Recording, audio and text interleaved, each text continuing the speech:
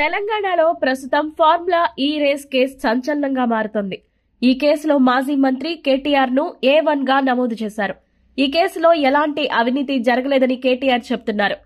ఈ ఫార్ములా ఈ రేస్ కేసులో నిర్వహణ వెనుక చోటు చేసుకున్న ఆసక్తికరమైన పరిణామాలను వెల్లడించారు. 2001లోనే చంద్రబాబు ఫార్ములా రేస్ కోసం ప్రయత్నించారని గుర్తు చేశారు. అదే సమయంలో చంద్రబాబు నాయుడు తీసుకున్న నిర్ణయాలు, రేవంత్ రెడ్డి భూముల గురించి కీలక అంశాలను కూడా ఈ సందర్భంగా చెప్పుకొచ్చారు. ప్రస్తుతం ఫార్ములా ఈ రేస్ కేసులో కేటీఆర్ కు ఉచ్చు బిగుస్తోందనే చెప్పాలి.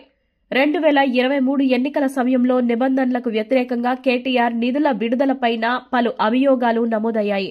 వీటిపైన తాజాగా కేటీఆర్ వివరణ ఇచ్చారు.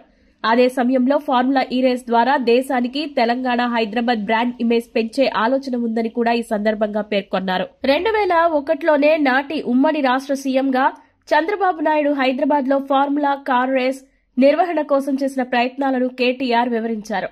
ఆనాడు ఈ రేసు నిర్వహణ కోసం చంద్రబాబు F1 CEO బెర్నీని కలిసిన విషయాన్ని కూడా గుర్తు చేశారు. హైదరాబాద్ లో ఫార్ములా రేస్ నిర్వహణ ద్వారా బ్రాండ్ ప్రమోషన్ కోసం ప్రయత్నించారని ఈ సందర్భంగా చెప్పుకొచ్చారు.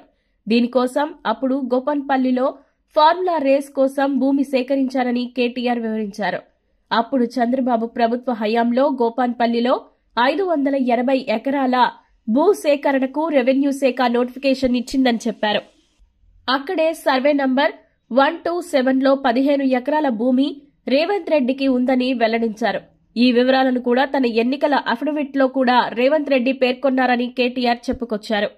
ఫార్ములా రేస్ నిర్వహణ ద్వారా రాష్ట్రానికి బ్రాండ్ ప్రమోషన్ జరుగుతుందని చెప్పారు.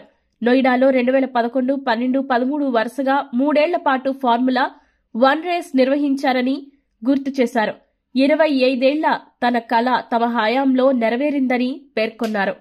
ఫార్ములా ఈ రేస్ విషయంలో తాను ఎలాంటి తప్పు చేయలేదని కేటీఆర్ చెప్పారు. రాష్ట్ర ప్రభుత్వం తనపై అక్రమంగా కేసును నమోదు చేసిందని కేటీఆర్ చెప్పుకొచ్చారు.